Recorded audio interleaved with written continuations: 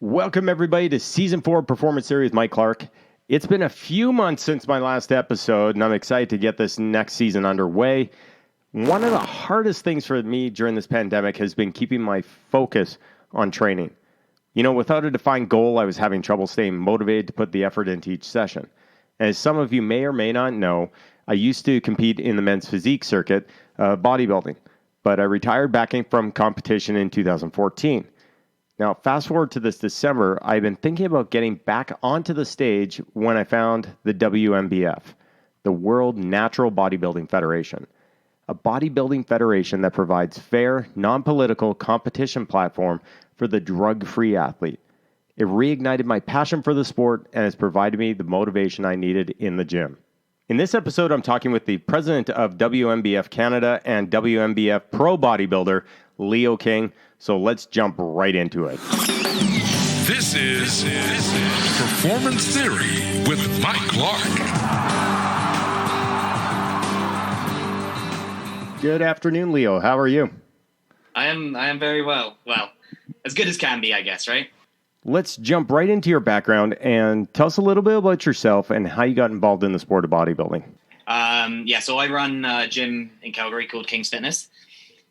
But I also do, personal training, online coaching, as well as we have a full 24-hour gym here as well. That's good.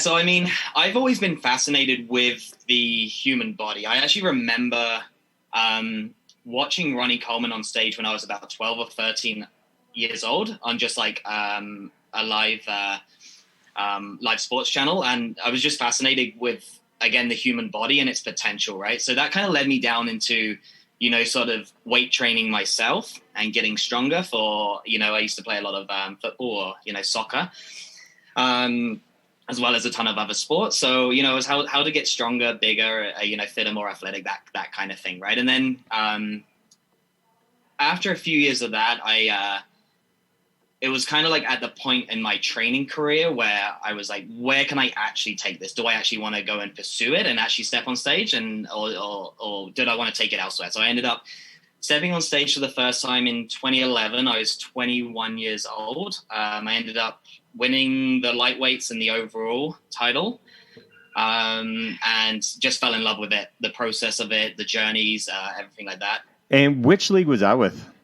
So I actually started off with IDFA. Oh, okay. So I always knew I was always drug-free. I was always fascinated with that side of the sport. So I wanted to pursue that route. And, I moved to Canada recently. I was like, hey, Canadian drug-free bodybuilding. And they were pretty big at the time. I think, that's one of the things that really drew me to the WNBF was the fact that it is drug-free. I got my start off in another league here in Alberta. And one of the things that I guess was a little discouraged by is I would come in completely drug-free, always have been. And then I see the guy that takes first place, obviously on stuff. And actually one of the contests I was in, about 2 weeks after I finished, I think I finished 5th or 6th. The guy that won actually was arrested for steroids as a producer. Yeah. And that actually got me out of the sport in 2014 because I just wasn't interested in basically taking something that could cause my life to end sooner, like take years and years off your life for a plastic trophy. That's how kind of I looked at it. I absolutely agree. And I'm thinking the last decade, the rise of natural bodybuilding in general and fitness itself is drawing a lot more people to the sport because, again, it can be done and it should be done in a healthier way where you don't have to risk these kind of consequences that a lot of, again, some untested athletes, choose to take, right? And again, it's all a personal choice, but at least now there's playing fields where you can choose to go both avenues, right? Yeah. So when did you start competing? 2012. Was it 2014 or 2012? 2012. Okay, so you had a couple of seasons under your belt, and then It was like, Yeah, the first year I did really well, but then what it was is a lot of the guys who were as physique, I came in physique, and 2012 was the first year that physique entered into this other league. And as physique came in, a lot of guys that basically found that they couldn't make it into bodybuilding, they weren't big enough to do bodybuilding, dropped down into physique. So now physique wasn't like that beach look. It wasn't a more natural look. It was bodybuilders that couldn't make it at the big leagues. They would drop down, and, you know, I just couldn't compete with that. No, absolutely, right? I think initially you were probably finding it was more true to that sort of beach look. It opened up a whole new possibility for a lot of people. And then as, you know, it sort of grows and gets more developed, then it's like now you got the more and more people dropping down from a class because, again, they're maybe slightly too small, but then that skews those athletic physiques up again, right? So now you've got like these almost just small bodybuilders stepping on stage in board shots, right? So, well, I've even seen that at the Olympia, because Olympia, the first couple of years that physique was there, they were more the they were a little bit bigger, but not much bigger than what we were seeing here in Alberta. But now, typically over the last couple of years, I've watched them grow and get bigger and bigger and bigger. And now it's almost hard to distinguish between physique and classic bodybuilding. Classic bodybuilding in the Olympia, you know, Chris Bumstead won this past year. He's a monster, but the shape, everything is still more physique like the classic bodybuilding. You got the V taper, and that's kind of what you're looking for in physique as well. And at least myself, I've seen that there hasn't been a lot of difference when you go into the big league like Olympia. No, absolutely. I think they've done a pretty good job with, especially with the classic physique right now. But you can even start to see that be pushed a little bit more. And a lot of those guys are now going into the 212s because it's not much, the 212 division, right? Because, you know, they get a smaller guy who's, you know, up there in weight. And even though they're within that standards, it's still, I think as time goes on and as things get more established, everything always seems to shift up. I mean, take it on the women's side. It started off with Dana Lynn Bailey, who was a very fit, athletic shape and not overly muscular by any means. But now you've just got basically small women bodybuilders, right? So, yeah, which they did reintroduce this past season. Was it this contest? I think they reintroduced it back in 2020. They brought it back to the Olympia, and I think that was a good choice. But yeah. So I have heard, and this is from some other people in a different league, that this pandemic has almost caused a reset for bodybuilding, and it has led a lot more bodybuilders to go natural, because obviously they haven't been able to prepare for contests as much as they normally would have, because I think WNBF is one of the leagues that actually is holding contests, or at least has them scheduled. But some of the other leagues just canceled everything outright for the past year and a half. We've been very optimistic, and there's been signs where it's been like, okay, there have been opportunities for things to go ahead. But with any bodybuilding contest, you've got to be, 6 months out to, at a minimum, prepare. Let the athletes know. You can't be like, hey, next weekend we're having a bodybuilding competition just because, no one's ready, right?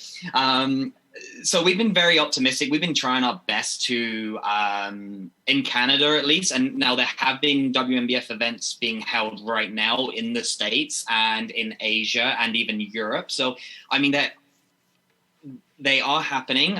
But yeah, we've been very, optimistic. It was unfortunate that this past season, last year was a write-off, but just within the last 6 weeks and the way that COVID has gone, we did have to obviously cancel or postpone until the fall. But we're hoping that, now that the vaccinations are being dealt out at a very rapid rate, and just looking at the numbers in some of those other places where they are holding events, we're hoping that by the fall, now we've got five or 6 months for the athletes to prepare, that we'll be able to have even some of our bigger events that we've ever had.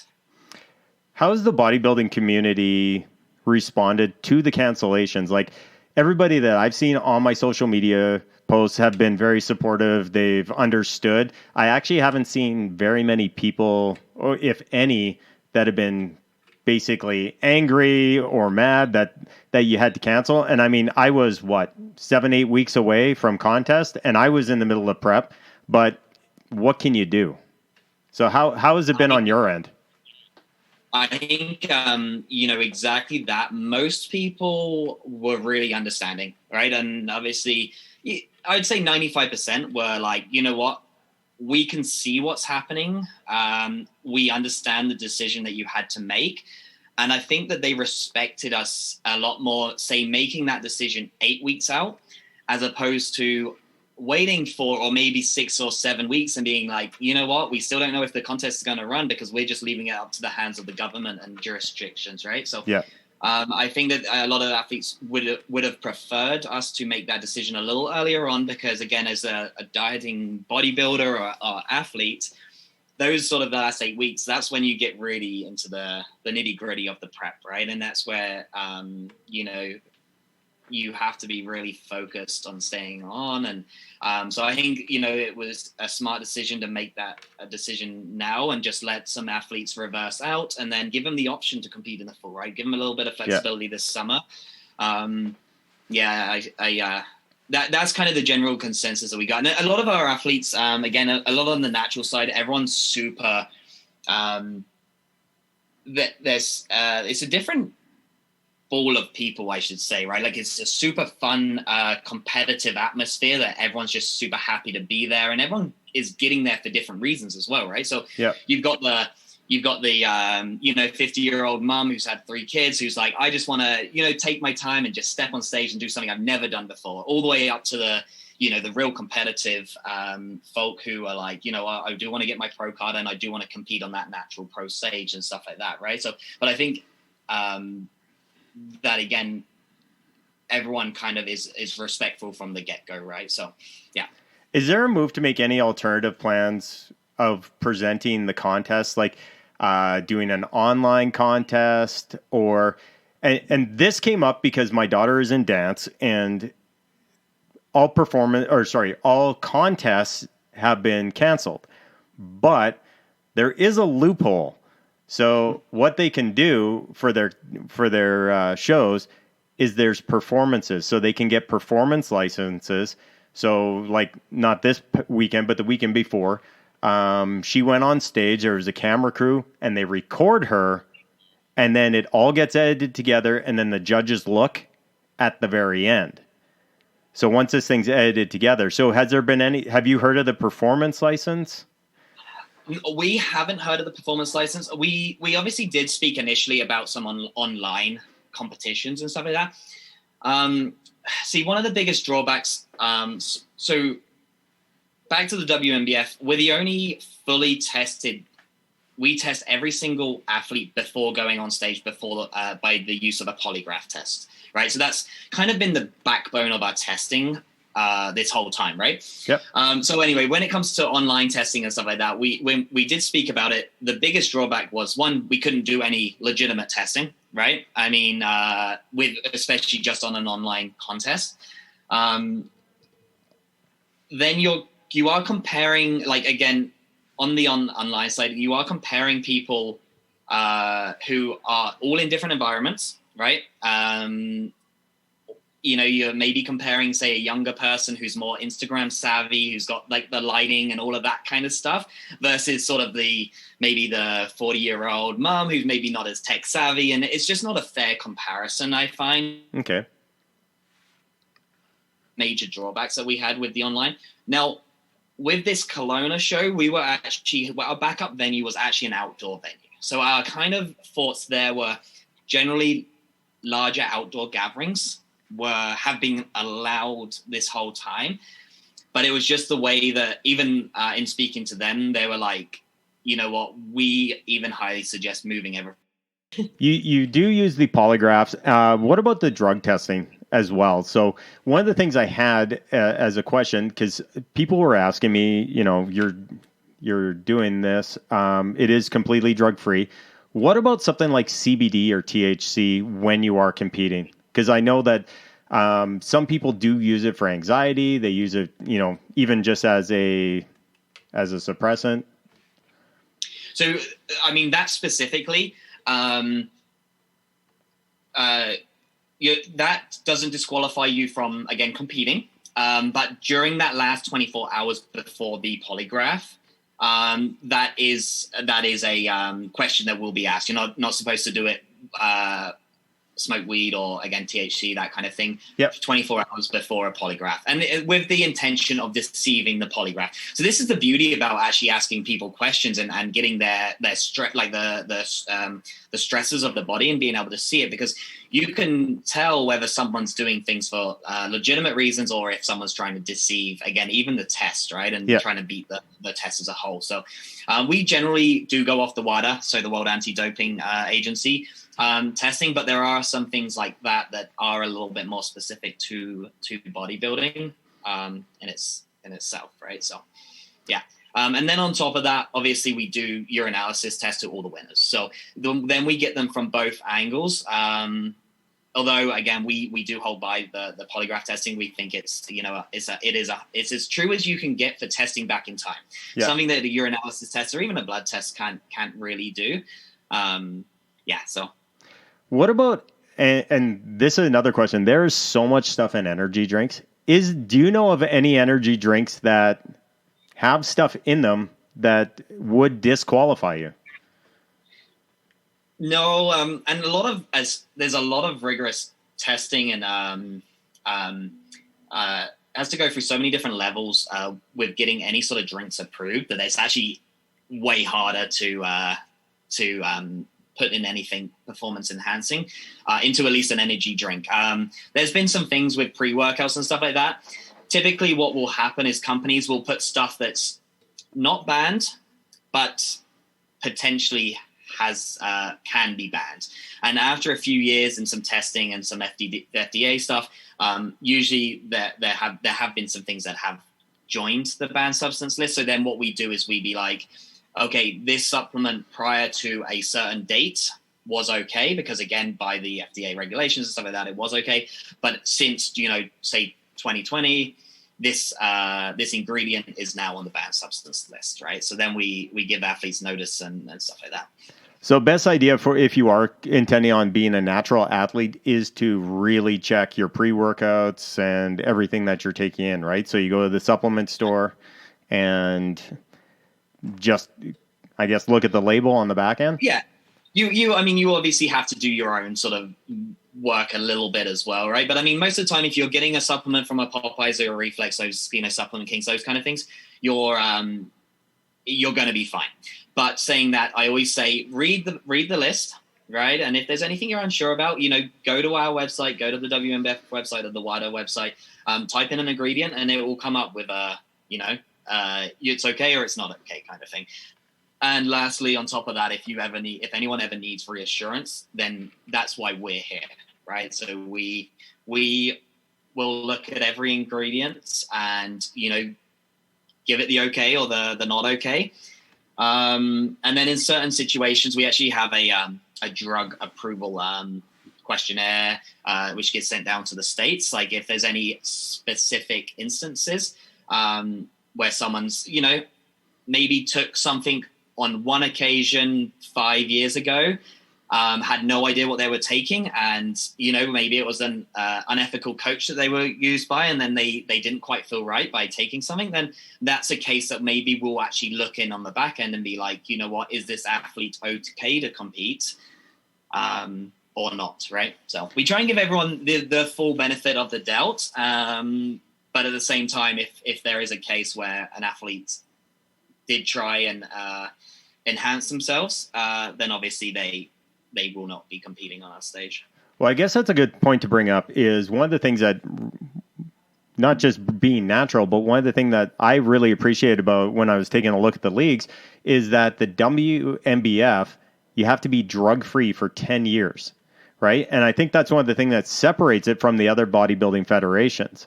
How has that gone over, like, overall? Yeah, has it seemed to be a big pull for everyone? I think it hasn't been a deterrent for sure, right? Like most of the athletes that do compete, they are mostly like lifetime natural people. They have never had no intention of doing drugs in the first place. There have been cases where, a few people maybe 5 years ago did a legitimate cycle of steroids and stuff like that. And they are understanding because it was then their choice to take them at the time and then stop. And they understand that there are certain consequences involved with that as well. Right. So, it was only recently, it was 2 years ago. So up until 2 years ago, we were 7 years. And then they did recently up that to 10 years. So. What's one of the things that you wish you would have known about when you started bodybuilding? When I first started, I wish there was more information on, again, probably the natural side. Again, I started, it was, later 2000s. So any sort of information you wanted to try and Google then, there wasn't much on the natural side at all. So I think, everything led to the magazines, or the sort of the untested route of competing and stuff like that. And, you always saw them and you're like, there's no way that I can achieve that. Right. So I just think there was more information out there. But saying that, with the rise of Instagram and social media and just, again, the internet as a whole, that's why I think within the last decade that, again, our sport in particular has grown so much. What advice would you give somebody that's looking to come into the league? Maybe they haven't ever stepped on the stage before. What would be your best advice?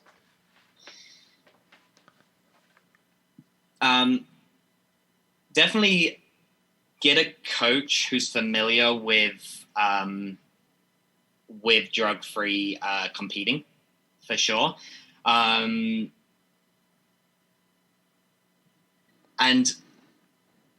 I'd always say go and check out a competition if you can as well, and get an idea of how everything kind of runs. And then just go and do it. A lot of people just, they always like put things off, right? And they're like, I'm going to compete, I'll compete next year and next year and next year. Just go out there and kind of do it. That would be sort of my sort of advice to them. Yeah, one of the things that people are always bugging me about is they're like, I don't understand how you can be so strict with your diet. Like, I could never do that. And one of the things I say to them, I'm like, well, just imagine in 8 weeks, you're going to be half naked in front of 500 to 600 people. You would have some motivation behind you to make sure that your eating is on point. You're not slipping off the diet at that point, right? No. What's one of the common myths, I guess one of the bigger myths out there that about bodybuilding that you kind of want to debunk? Common myths. I guess something like, do you have to take steroids to get big? And I've seen some of the athletes coming out of WNBF, and they are big. And given the fact that they're natural, you don't have to cycle through. No, and I think in general, just I think everyone should try to maximize their natural potential first, right? So you get a lot of these kids who, and maybe this is a myth as well, but, a lot of these kids, like 18, 19, 20-year-olds who are like, you know what, I need to start, a cycle now because all I can see out there is these Phil Heaths and these Brandon Currys and all of these kind of people, right?